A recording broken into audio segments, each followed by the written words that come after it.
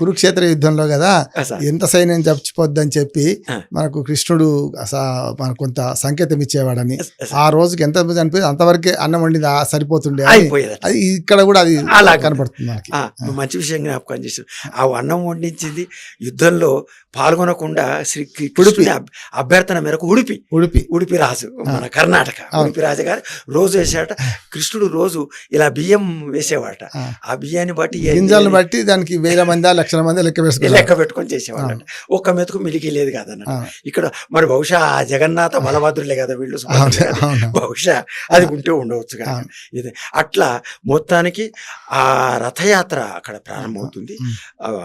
ఆషాఢ శుక్ల విద్య నాడు లక్షలాది మంది ఆనంద బజార్ అంటారు, విశాలమైనటువంటి వీధి అది.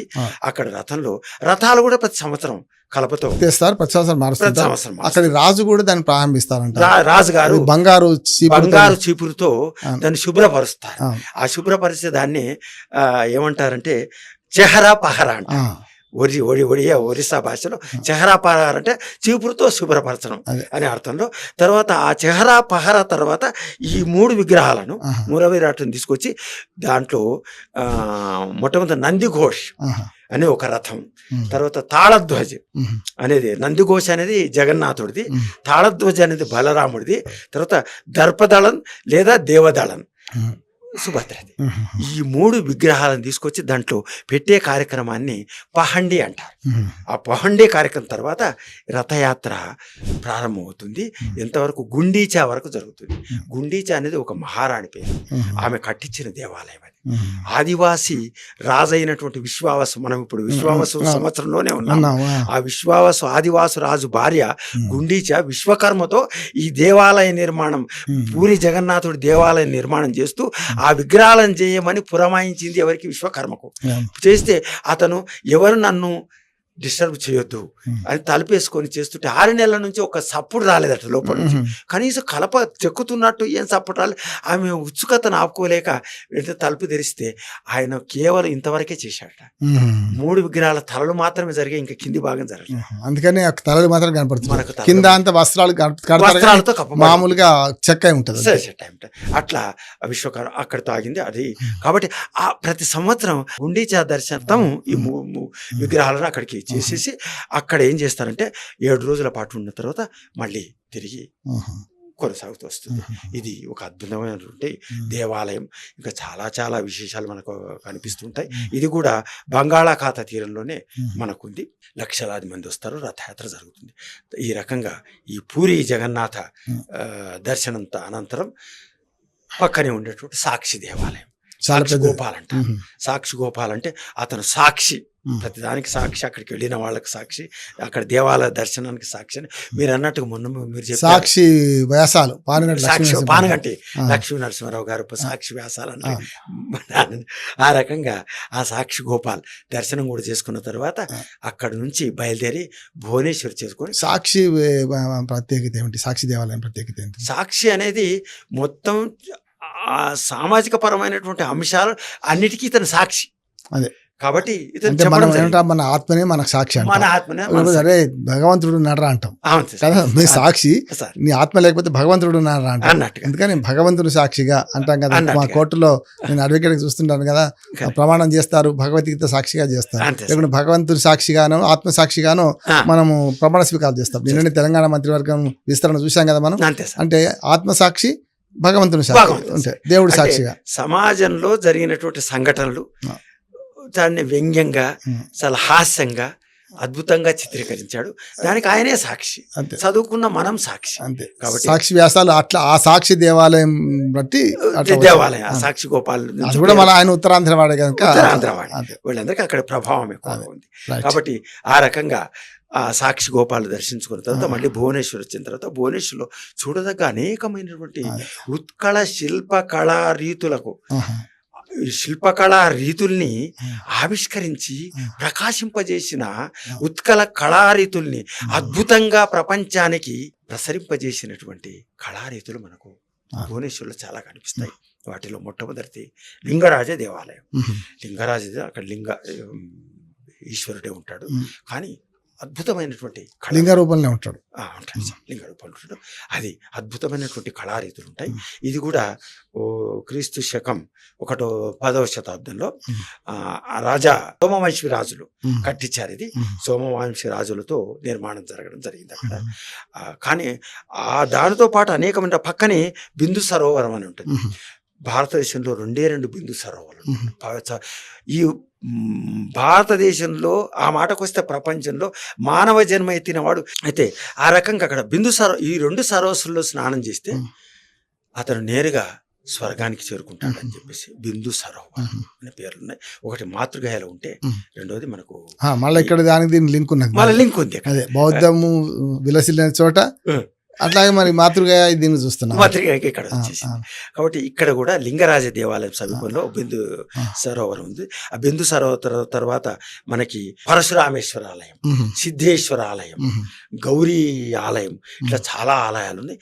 కానీ ఉత్కళ శిల్పకళను అక్కడ పూత పూశారు, రాసి పూశారేమో అన్నంత అద్భుతంగా నేత్రపర్వమైనటువంటి కళ అక్కడ లింగరాజ దేవాలయంలో, లింగరాజ దేవాలయంతో అనుబంధ దేవాలయాలు అన్నిట్లో పరివార దేవతలను ఆ పరివార దేవతలు, అనుబంధ దేవతలు చాలా భువనేశ్వర్ అంతటా మనకు కనిపిస్తారు. చూడొచ్చు, 2 కళ్ళు చాలవు మనకి, అంత అద్భుతమైనటువంటి దేవాలయాలు మనకు కనిపిస్తాయి. శిలలపై శిల్పాలు చెక్కినారు, మనవారు సృష్టికి అందాలు తెచ్చినారు అన్నట్టుగా. అంత కానీ దానికి అనుబంధం కూడా చెప్తాను. మా కనుడు మీవిగా చేసుకుని చూడన్నట్టు మీ కనుడు మావి చేసుకొని చూపించారు. చాలా సంతోషం సార్. రిటర్న్ ఎప్పుడయ్యారు అక్కడి నుంచి? తర్వాత అక్కడ నుంచి నేరుగా చిల్కా సరస్సు వెళ్ళాం సార్. ఇది ప్రపంచంలోనే అతిపెద్ద ఉప్పునీటి సరస్సు. ఇది దాదాపు 1100 చదరపు కిలోమీటర్ల వైశాల్యాన్ని కలిగి ఉంటుంది. తర్వాత దీనికి విశేషం ఏంటంటే సైబీరియా, తర్వాత రష్యా, తజికిస్తాన్, బెలోరష్యా, తర్వాత ఆగ్నేయాసియా దేశాలు, చైనా, అనేకమైనటువంటి దేశాల నుంచి వలస పక్షులు, అరుదైనటువంటి అపురూపమైనటువంటి పక్షులు ఇక్కడికి శీతాకాలం మొత్తం ఈ కోస్టల్ ఆంధ్రాలో, కోస్టల్ ఒరిస్సా కోస్టల్ ఆంధ్రాలో ఇప్పుడు పులికాడు సరస్సు, తర్వాత మనకు కొల్లేరు సరస్సు, మళ్ళీ పులికాడు సరస్సు వరుసగా ఉంటాయి. పులికాడు కిందికి ఉంటుంది మనకి, పులికాడు కింద ఇది ఒరిస్సాలో ఇది గంజాం, పూరి జిల్లాలో వ్యాపించి ఉంది. అయితే ఈ రకంగా వలస పక్షు, ఇంకో విచిత్రం ఏంటంటే ఆ వలస పక్షులు కూడా సరళరేఖ మాదిరిగా నేరుగా రాకుండా ఇలా వంకర టింకరగా వస్తాయట ఆ పక్షులు. మరి అదేంటో దాని గురించి ఆ పక్షులకు సంబంధించిన శాస్త్రవేత్తలు ఆ విషయం వాడు చెప్పాల్సిందే. వేల కిలోమీటర్లు ప్రయాణించి శీతాకాలం ఇక్కడ విడిది చేసి మళ్ళీ తిరిగి వెనక్కి వెళ్తాయి. పిల్లలు కానీ ఎక్కడైనా లేకుంటే మళ్ళీ ఇక్కడ ఉన్నప్పుడు అంతే, అదే ఉంటుంది. జీవన వ్యాపారం కదా, జీవన కార్యకలాపాలు కొనసాగాలి. కొన్ని గుడ్లు పెట్టడానికి వస్తాయి, గుడ్లు పెట్టడానికి కూడా వస్తాయని మీరు అన్నది నిజమే, గుడ్లు పెట్టడానికి కూడా వస్తాయి. కానీ మరి ఆ పిల్లలు కూడా అలాగే వెళ్తాయో ఏమో మరి మొత్తానికి దేశ విదేశీ పక్షులన్నీ అక్కడికి వస్తాయి.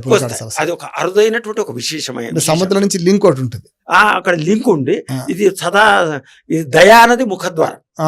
మనం ఇక్కడ దయానది అని దౌడిలో చెప్పుకున్నాం, కూన్కా నది అని. దయానది ముఖద్వారమే ఈ చిల్కా లేకు. అయితే ఇంకా అదే కాకుండా ఫల్గుని నది, ఇంకా చాలా నదులు ఉన్నాయి.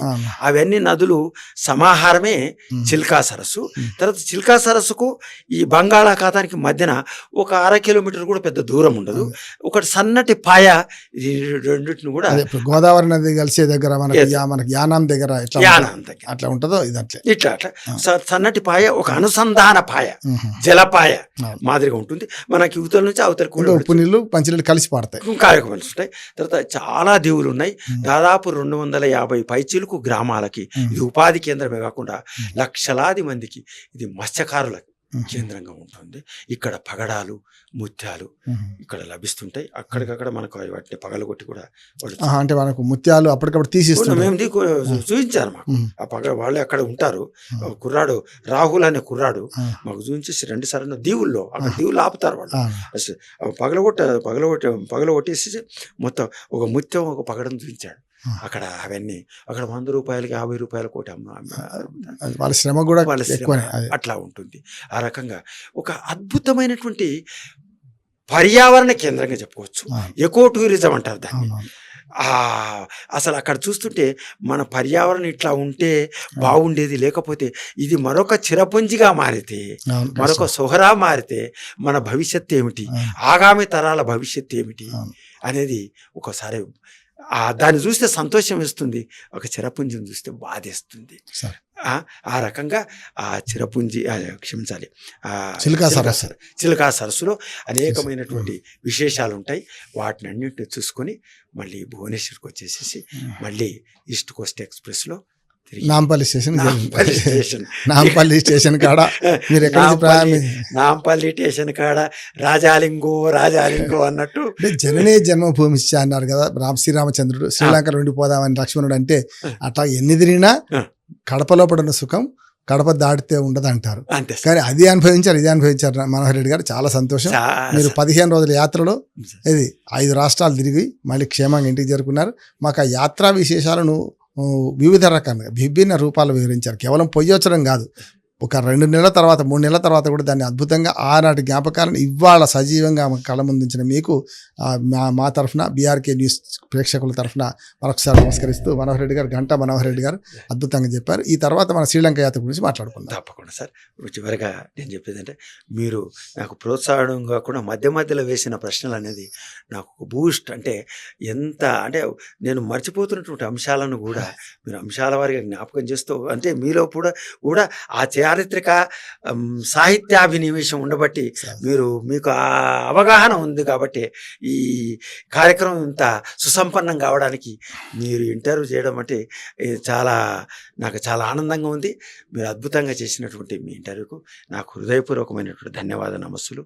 అలాగే ఈ అద్భుతమైనటువంటి అవకాశాన్ని నాకు ఇచ్చినటువంటి బీఆర్కే న్యూస్ యాజమాన్యానికి ప్రతి ఒక్కరికి నా హృదయపూర్వక ధన్యవాద నమస్సులు.